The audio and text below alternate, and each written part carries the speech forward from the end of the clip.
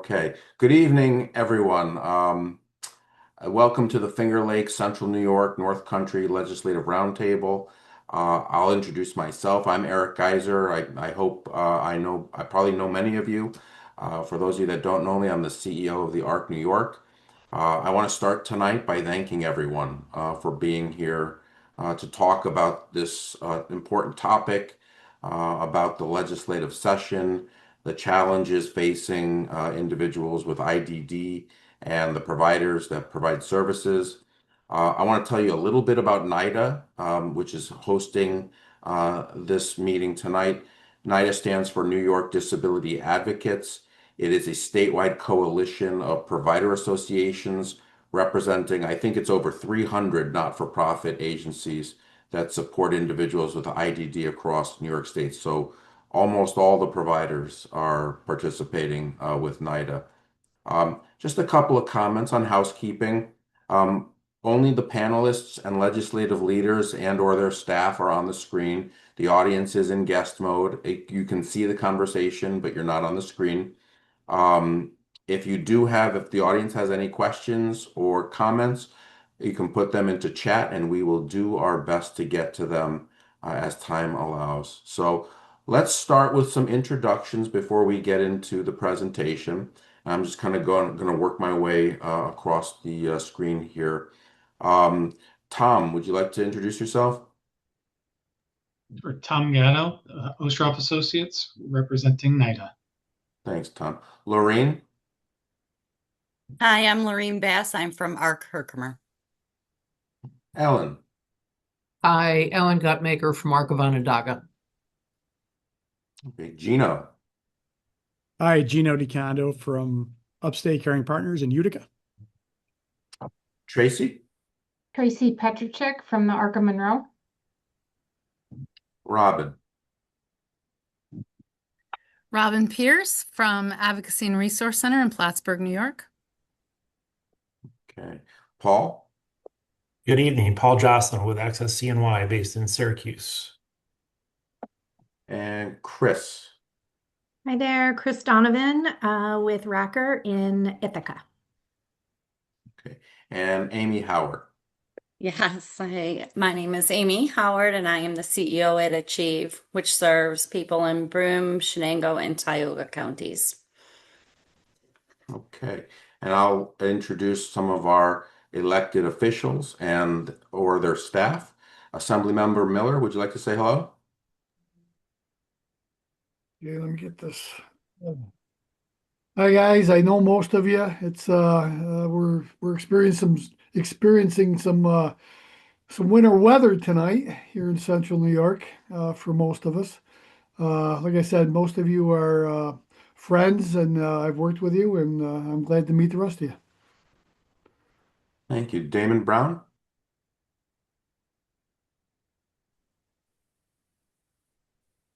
Ooh, we're not getting audio from you, Damon.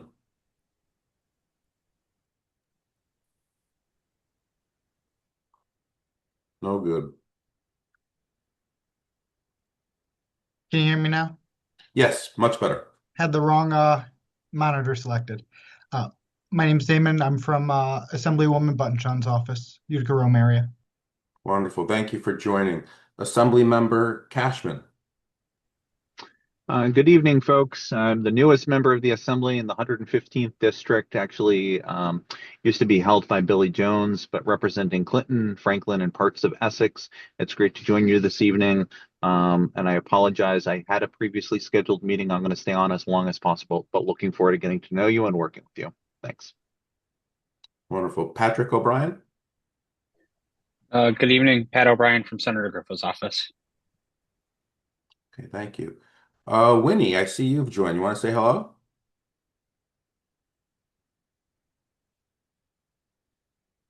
We'll come back to Winnie. Alex.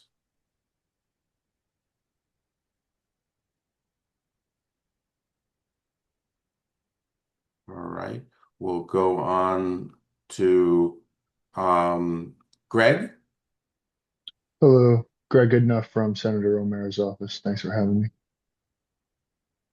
Okay. And hi, everybody. This is Winnie. I'm glad to be here. Thank you. Okay. Assembly Member Sturpey?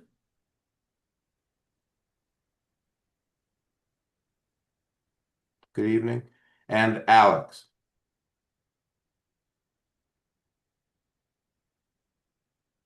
No, Alex. Okay. Hello. All right. My Well, name is Alex. I'm from Senator Brooks' office. Nice to okay. Well, thank you to all the elected officials for being here tonight. We're looking forward to giving you an informative presentation and also asking you for your thoughts and feedback on how we can continue our fight and be effective advocates for our field. So with that, why don't we go to our slide deck and we'll get right into the presentation.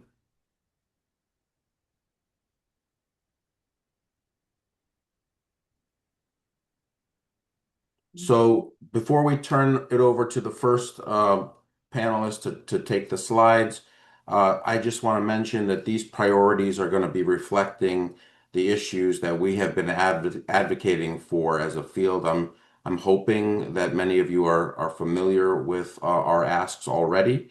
We'll be talking to the governor's office, OPWDD, Division of Budget, and following the presentation, we'll transition into some questions with all of you for your feedback.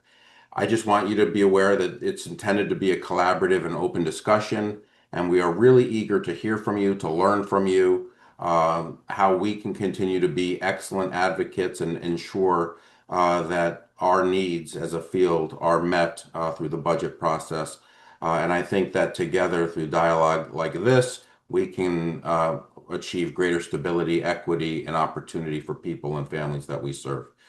So we'll start with the first slide, and I'm going to turn over the first slide to Laureen Bass.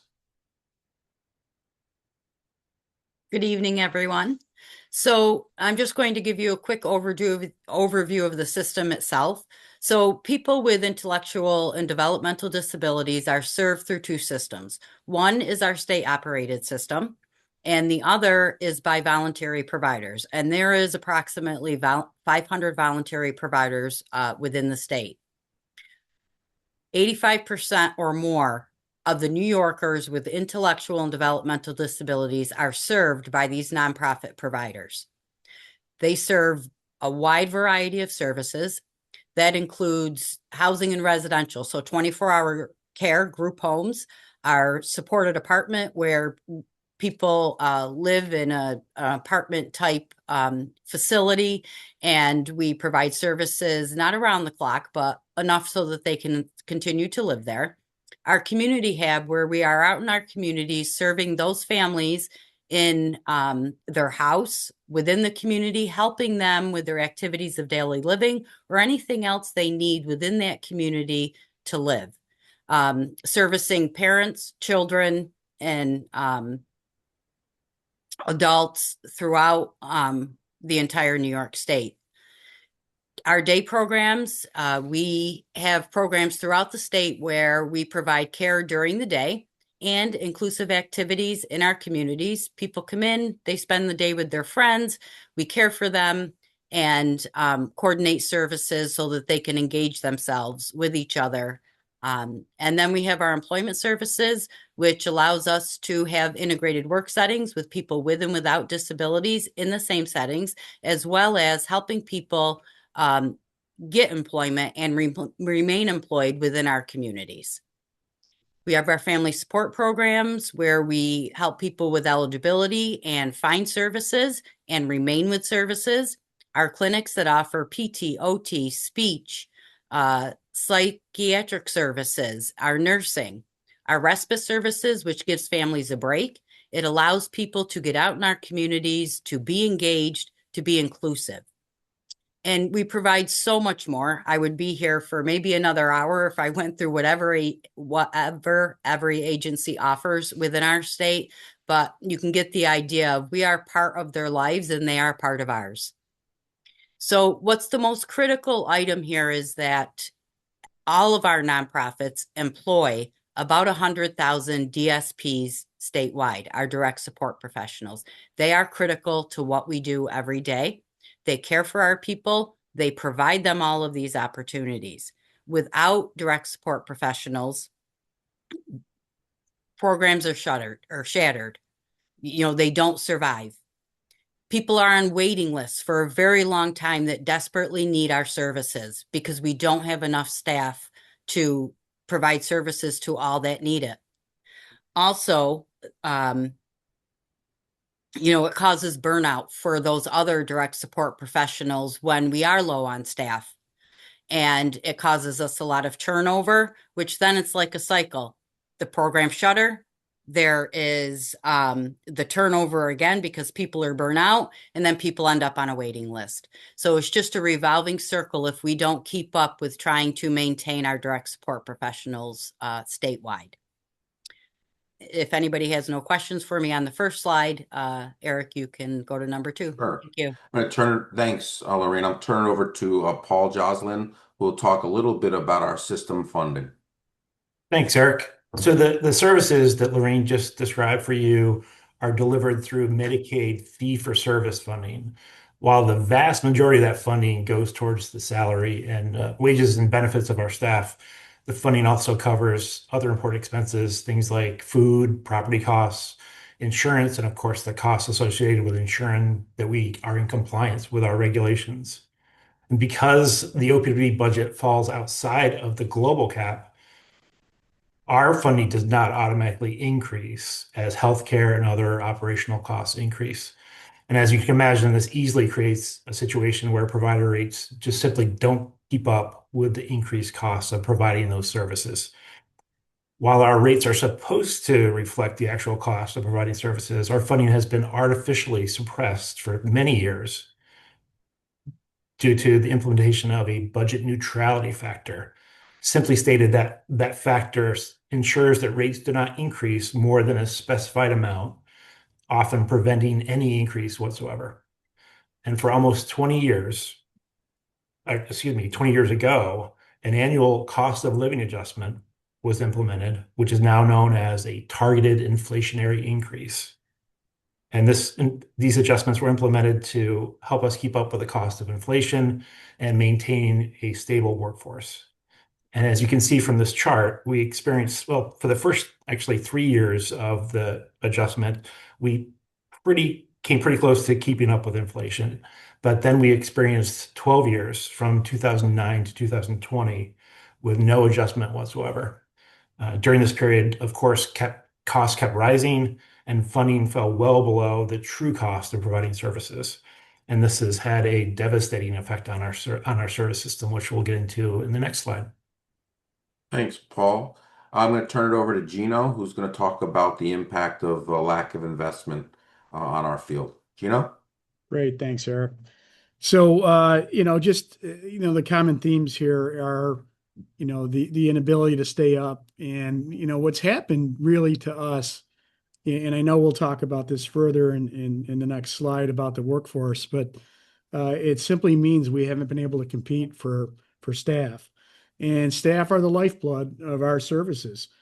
And without them, we really can't invest, we can't build, we can't take care of the demand.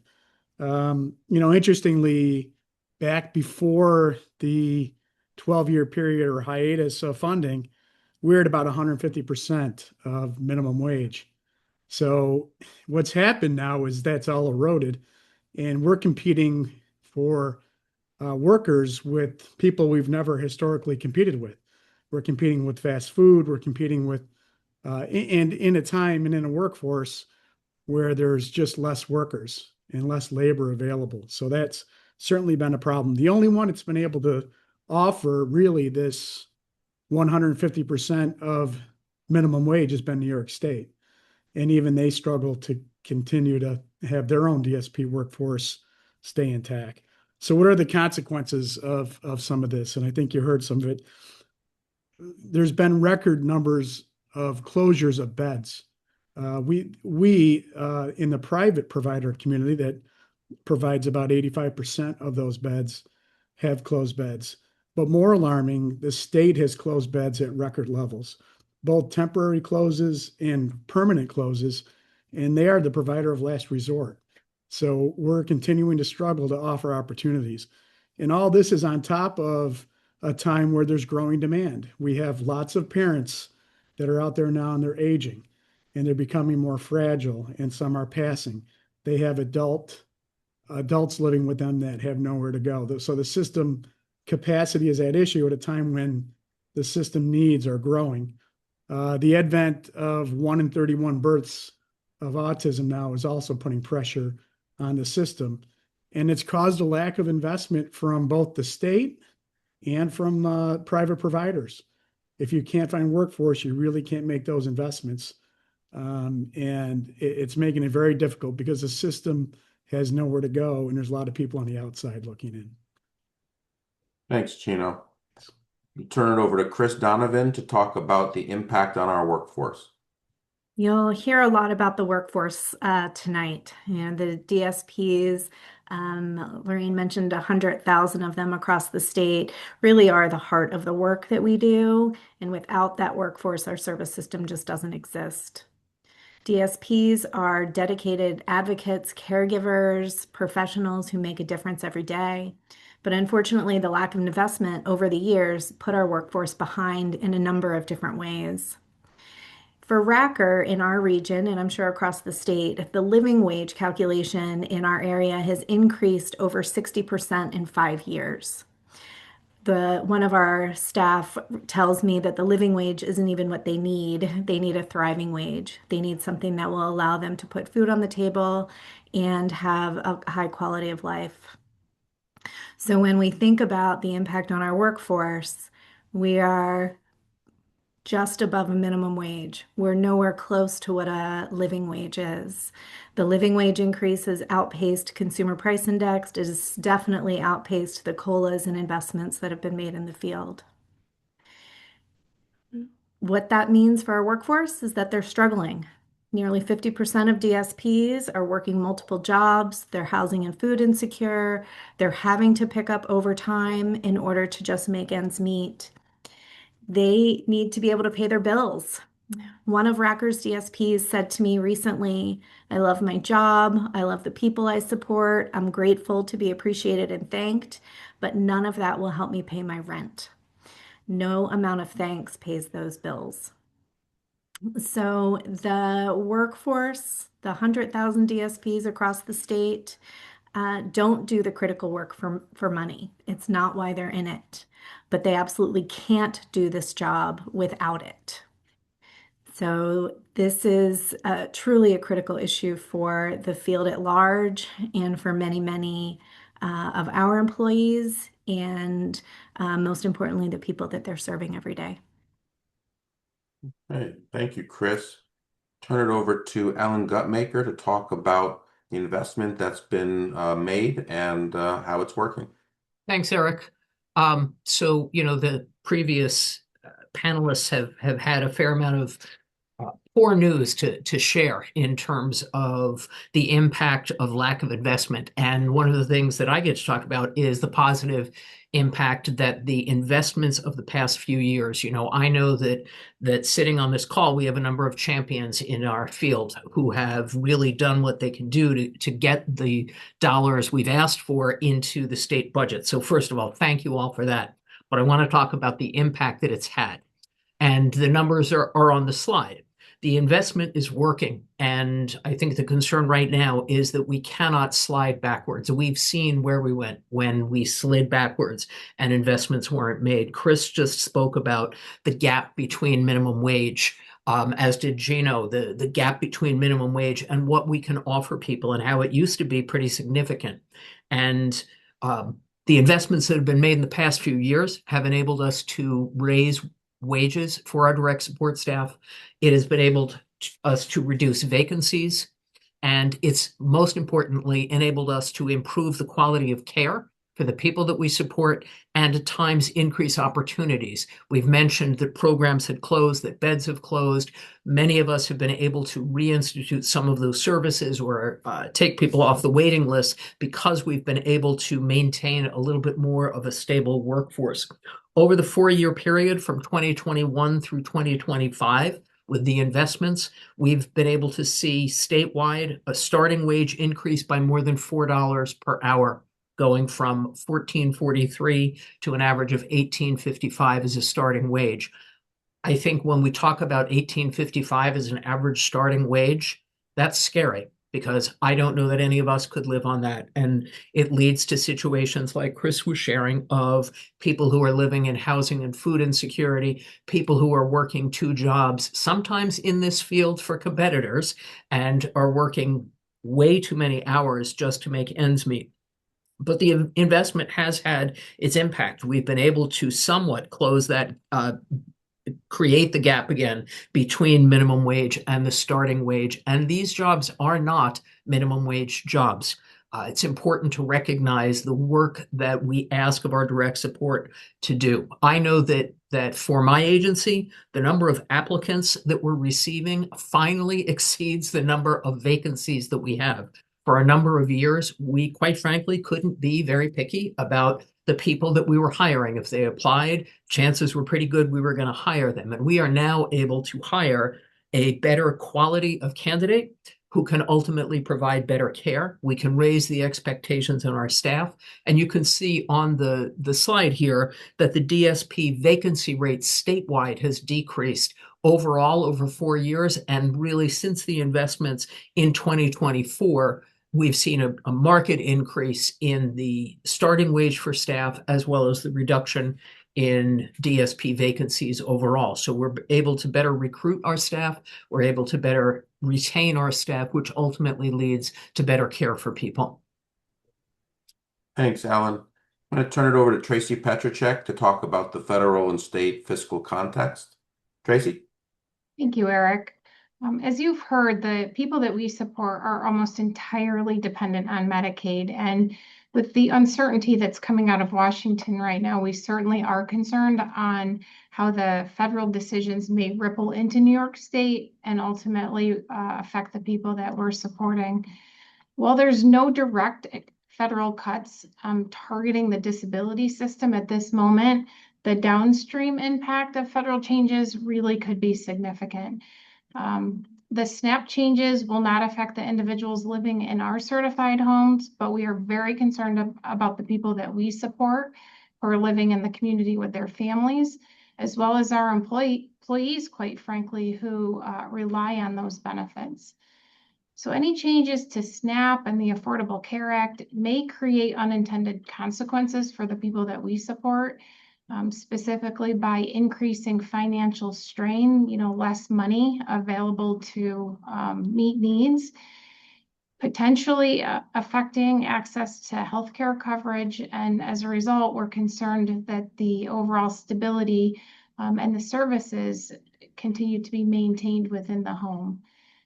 For these reasons, we really need to work closely with all of you to ensure that any reductions or even possible policy shifts don't harm the people in the disability community.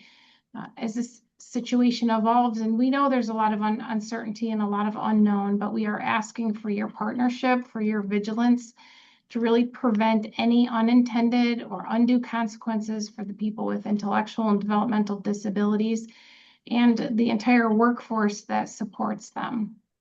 Thank you. Thank you, Tracy. And now we'll kind of pivot. I think you have a good understanding of our system, of some of the challenges, some of the investment and progress we've made. Now we'll talk a little bit about going forward and some of our asks for this budget cycle. So I'll turn it over to Amy Howard to talk about our budget priorities. Amy? Yes, thank you, Eric. Thank you. So I am cognizant of the time because I know we want to have discussion as well, and we have some questions that we want to ask you a little bit later. And I do know you received the presentation, but I do want to walk through a few of these budget priorities for 2026, 2027. And dare I say that item number one, for reasons that you've already heard, is incredibly important for this year. We are asking for a 2.7% targeted inflationary increase this year. It's based on the July 2025 CPI. And so it's going to help us to keep that momentum that was discussed earlier, to sustain the improvements, that we've made, prevent the backslide. That's really, I don't want to speak for everyone, but it's probably for many of us our top priority. The next few recommendations or budget priorities really relate to the workforce. You know, you heard a bit about how our DSPs face housing insecurity. Many of them spend half their paycheck to pay their rent, and many of them are actually, not able to live in the communities where they're working because it's not an affordable option for them. So the next budget priority, which is labeled CareForce Affordable Housing, it's a mouthful. CareForce Affordable Housing Lottery Preference has to do with creating a situation where these eligible occupations, and you can see them bulleted there, DSPs and CNAs and LPNs, that these occupations, the people who are holding these positions in our organizations, have access to state-supported affordable housing. This is going to create continuity of care for the people that we support. You know, they'll be able to live and work in the same community. And it's also going to address, again, one of the top priorities that is well documented, which is housing insecurity for the people that, some of these people who hold these positions. So the next recommendation or budget priority after that is the Employer Assisted Housing Matching Grant Program.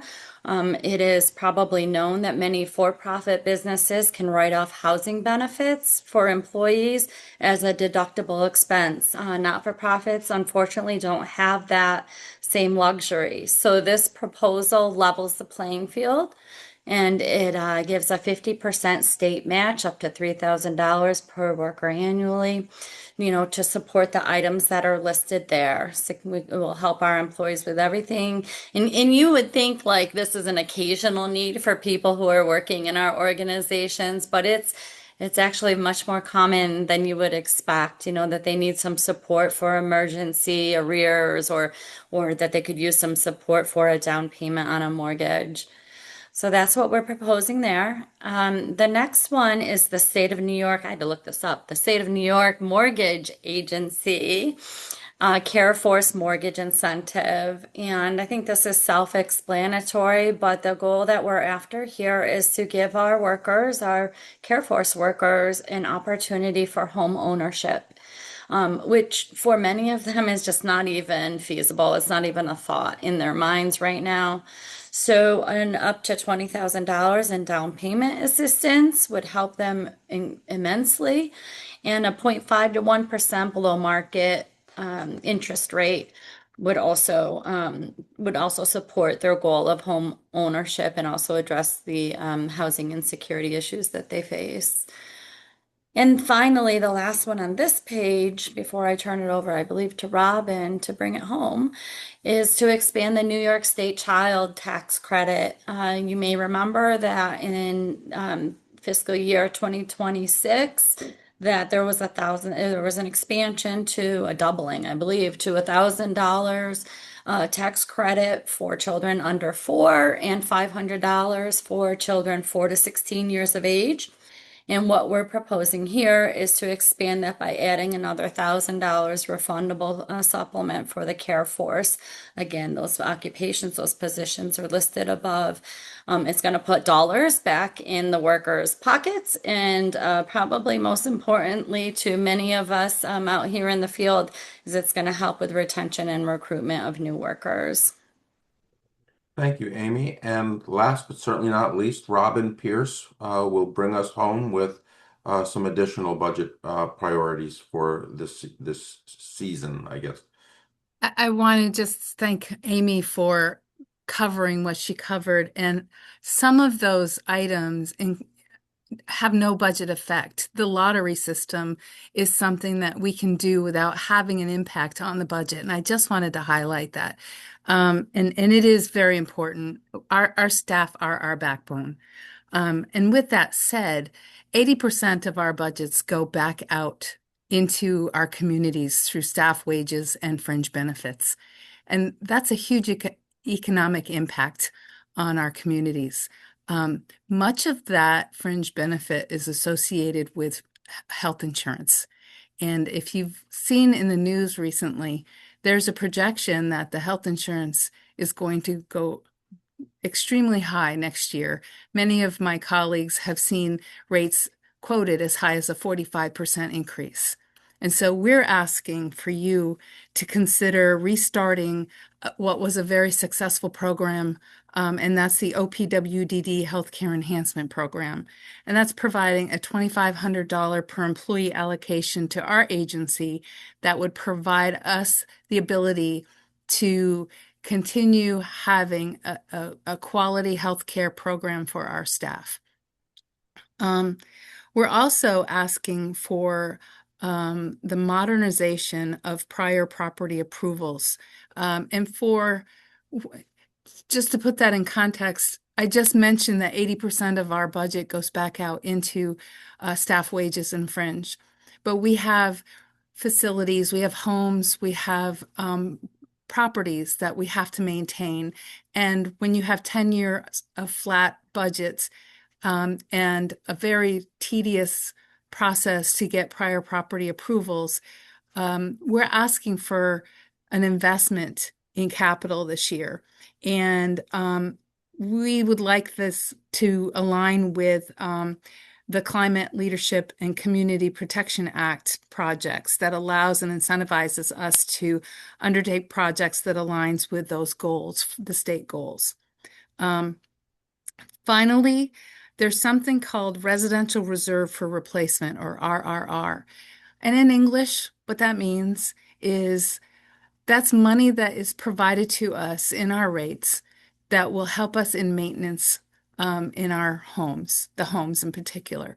Something as simple as maybe replacing carpet or painting the walls or fixing a broken dishwasher, things like that, that happen all of the time, that still has to fit into that other 20% that we get. We've been stagnant on that for more than a decade. Currently, in the North Country and in our region, we get $600 per person. And that's been that way for over more than a decade. We're asking for that to be increased to $2,500 per person so that we can keep up with the cost of living of keeping our homes in a quality living environment, a safe living environment. And so I want to thank you for listening to our asks. And at this time, I'm going to give it back to Eric. Okay, thanks, Robin. We're going to pivot to some questions. Before we do, I just want to comment that I hope your takeaway to our elected officials and staff is that our asks for this year are pretty reasonable. This is not a get-rich ask. This is keeping pace and ensuring that we don't go backwards. And as you've seen, the investment, thanks to many of you on this call, is working, and we want that to continue to be the case. So I encourage anyone on the panel to ask questions. I'll start with the first, and I would ask the electeds and staff to jump right in.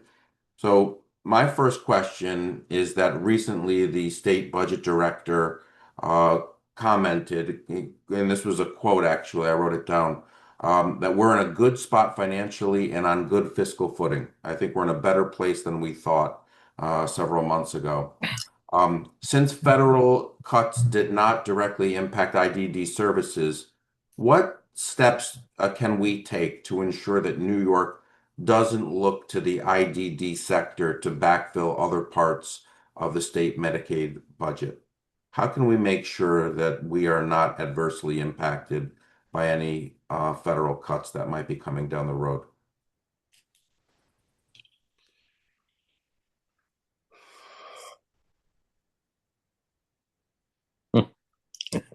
Question. I don't have a good answer. ACL doesn't have one either here. I think they're both feeling the same way. Just looking at all the asks here, I've been trying to just add them up on my calculator here on my phone. So with all of these asks, and there's different priorities and there's different different parts here. But at the end of the day, what is the grand total on if everything was granted here? Great question. Tom, do you have that? I mean, I know we've calculated that. I don't have that at the ready at this moment, but Tom, do you have it at Or so ballpark? offhand, the 2.7% TII would be $280 million, and that's state share. Some of the other proposals, like the housing lottery, that would have no fiscal impact. Some of the other proposals, they're scalable. We put a price tag of about 15 million on the employer-assisted housing match program. Obviously, there's flexibility in the amount and the percentages at which the state could reimburse providers. So, they do vary.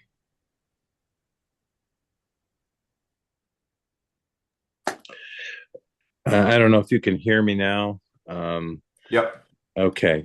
I sat down with Blake Washington, I don't know, it's probably 3 or 4 weeks ago, to talk to him about what the priorities were really going to be this year. And we sort of agreed, first of all, I want to keep people alive. So food was number one, medical care and housing.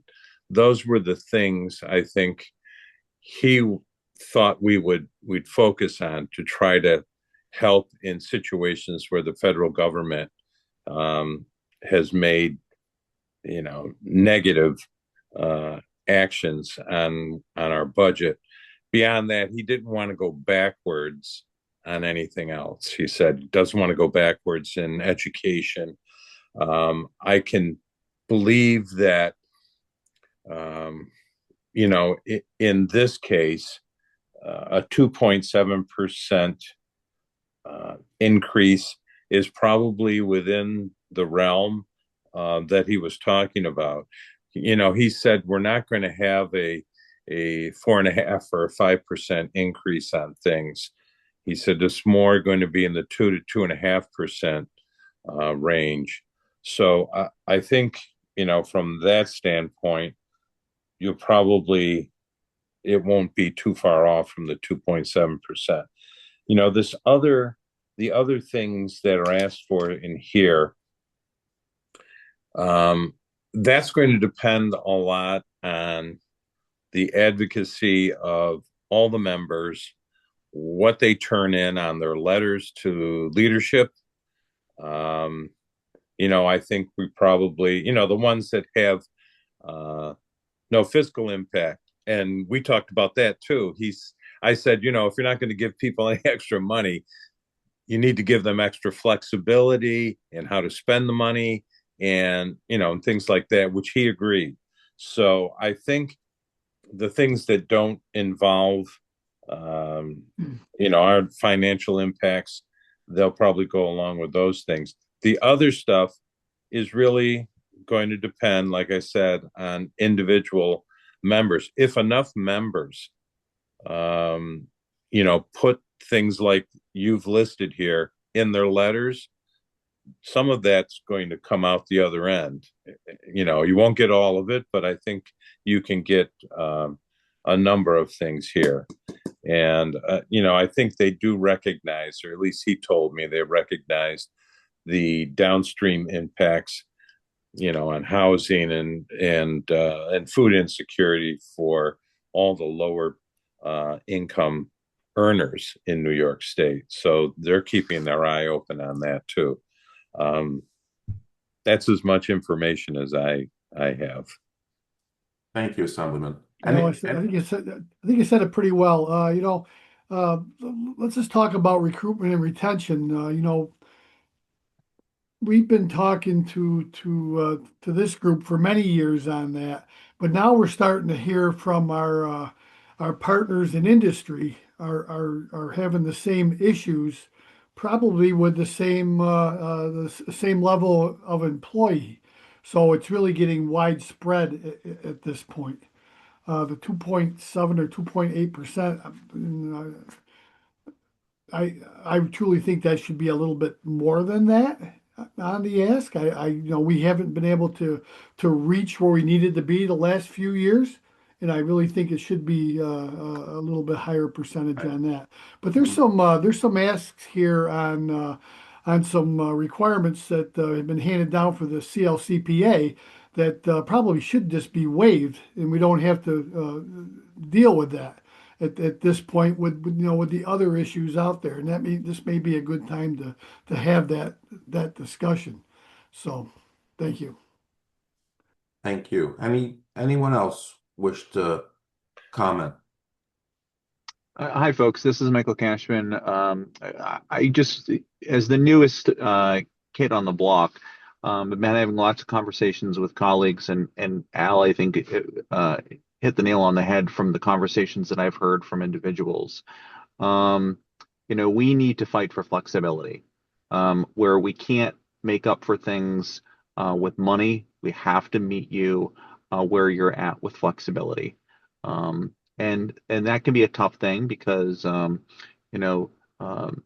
we've always done it, and we're going to need some clarity of what exactly you're looking for in those flexible moments too, right? Not say, well, we just need a little bit more room to breathe. You're going to have to be a lot more detailed and imaginative so we can meet you where you're at. Okay. Thank you. Anyone else? Okay, I would turn back to our panelists if any of our panelists have any additional questions. Otherwise, I have a whole list. I'm sure you're probably getting tired of hearing from me. So I have a question. It's actually sort of a follow-up to what Assemblyman Sturpey was talking about, which is how do we get the attention of the members, right? We know that you have hundreds, if not thousands, of people knocking on your doors throughout the legislative sessions. Our population overall is one of the smaller groups that comes to advocate. So what strategies do you think are most effective for making sure it's in those members' letters, for ensuring that the needs of our community are visible and, most importantly, prioritized? And I just want to add, we want to be in the top 3? Yeah. I'll tell you that generally speaking, when session ends, the summer comes, things slow down, then we go into the fall. We are going to public hearings and some roundtables and stuff, but it's still slow. This year, that has not happened at all. As soon as session was over, people were calling to make appointments because they wanted to sit down and talk to us because of what was happening at the federal level. They know what the impact is going to be for them. So it has been full speed ahead all the way through. So that's the most challenging part of this coming year, how everybody has really, started early and wanted to make sure they have several opportunities to come and tell us how important it is to get funding for that. So that being said, it's hard for me to say how to get everybody's attention. You guys always get my attention. So, it's kind of easier for you guys with me. Some of the other people, I don't know. I think that talking about those 10 years where you got 0 increases, and now we've gone and tried to make up some in order for the workforce to not completely collapse, because everybody can make more money doing anything else than these jobs, which we all know are not easy jobs most of the time. They're tougher jobs. So I think showing that, you get a one-sheeter, it shows this big gap, it shows what your starting salaries are, and show what the starting salaries are at McDonald's and places like that, to show how you're competing against so many more organizations than you were 10, 15, 20 years ago. To me, that's always the thing that makes me stand up and say, this just isn't right. But maybe Brian can enlighten us on what might make him feel something. Well, some of the things that we look at, and Al, you've hit on a lot of them, and I know uh, my office is very involved here. My chief of staff sits on the ARC board in the down in Herkimer, so we live and breathe this. But one of the biggest things that we've found for advocacy is, of course, emails and letters and phone calls. But when you send your letters out, just don't have them be a form letter where you got it, you put some personalization in it and follow it up with a phone call. Really, everybody here is a salesperson for your cause. And I don't know any other way of putting it. I was a sales engineer for many years, and that's how we did business.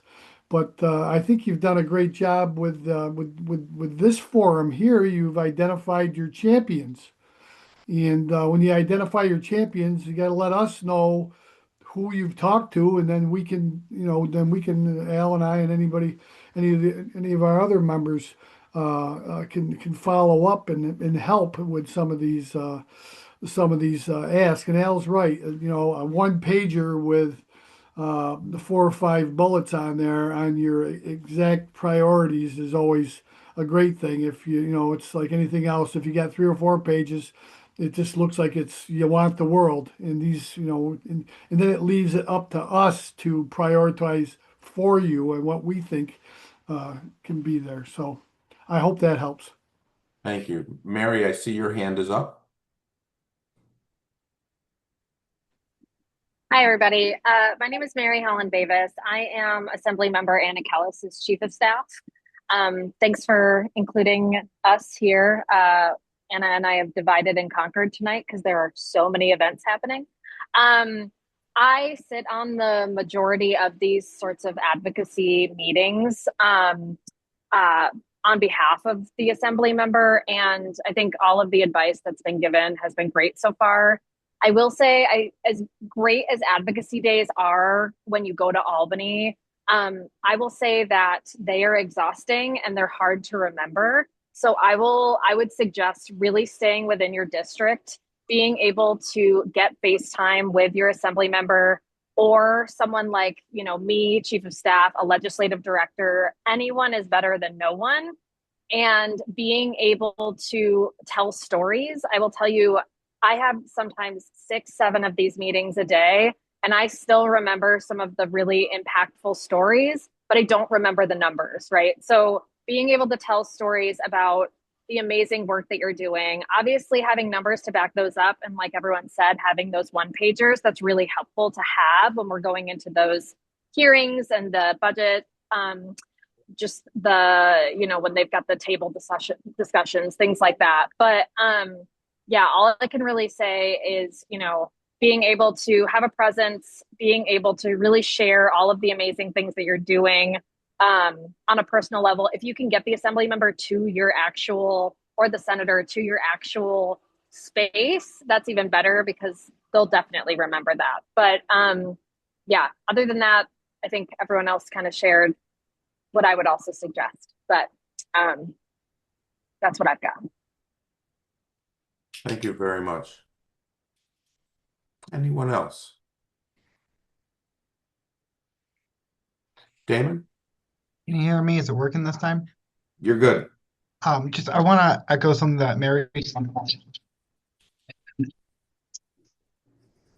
Oh, you're cutting out again, unfortunately. How's it now? Yep. See, Good. Pat has to deal with this all the time. But making sure that you're not just hitting the member, the senator, because like Mary said, there's so many meetings. Make sure you're hitting the staff because we're the ones who are gonna go in with that stack of papers and bring it back up. We hear so much all the time, and making sure that we can talk to the member, bring it back up, have that document in our hand, and say, "Hey, do you remember this meeting? Let's put it in our letter."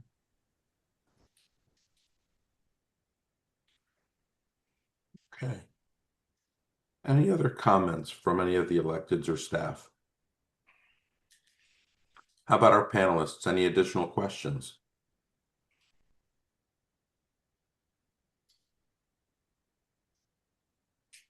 All right, I'm gonna do one because we just have a few minutes left. But as we look at this year's legislative session, what are the major policy issues that are going to drive discussions? And I guess kind of related to that, how can the IDD sector best position itself to be in those discussions about those major issues? What do you see as the things that are going to be driving those discussions?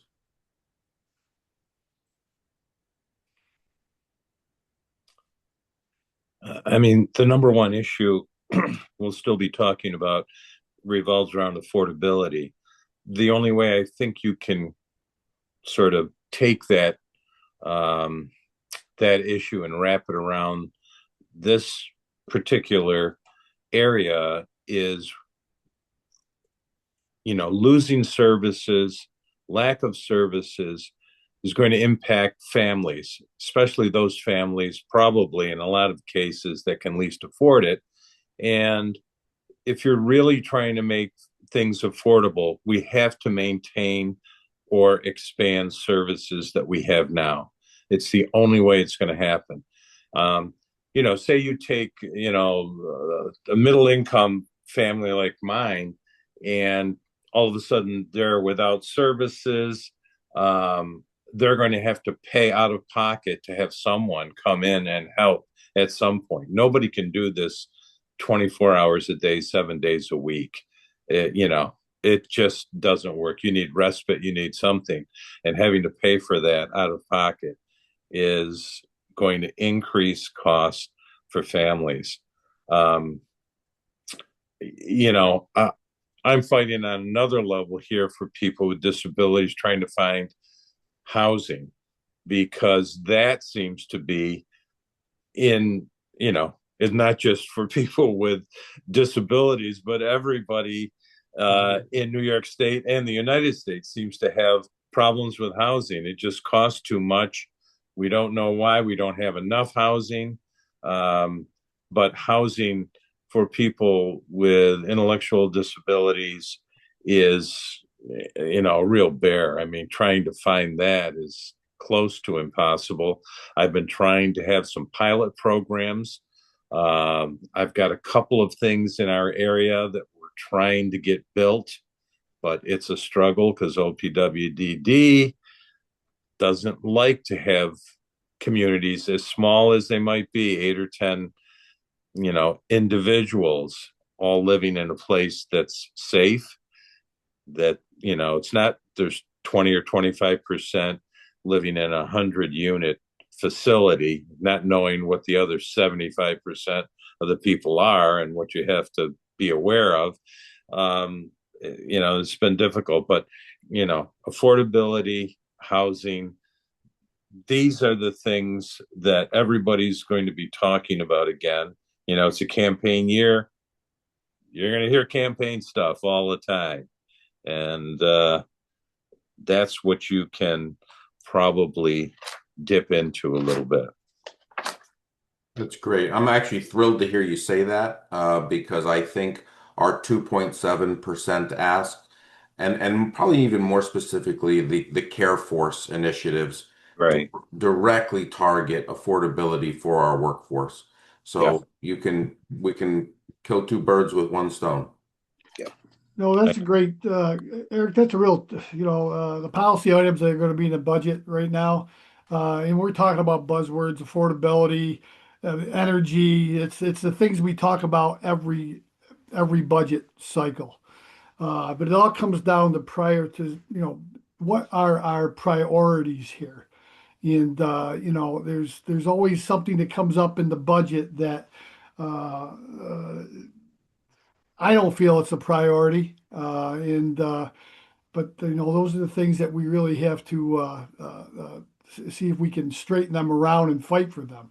Housing is, but it comes down to every one of that one slide's asks, but that's all on that's all a function of the wage that we can pay. If we can pay a wage here that takes care of it, it takes care of a lot of those issues that we're talking about. That's right. Okay, and that's and I think that's why I said that, the 2.4% really isn't enough. We should we've been fighting for a lot more than that over the last 4 or 5 years, and we just we're never there able to reach that, and we're always behind the 8 ball.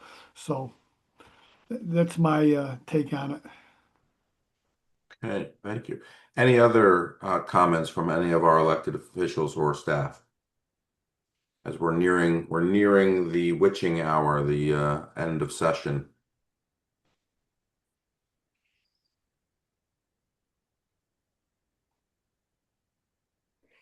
Okay, well, we'll give you back 2 minutes in your day. I want to thank all of the attendees. I want to thank all the elected officials, all the staff members for the elected officials. I want to thank our panelists. I guess my parting message is we're counting on you. We think our asks are pretty reasonable. They're going to directly address that affordability issue, which I know is central to all the things that are going to be central.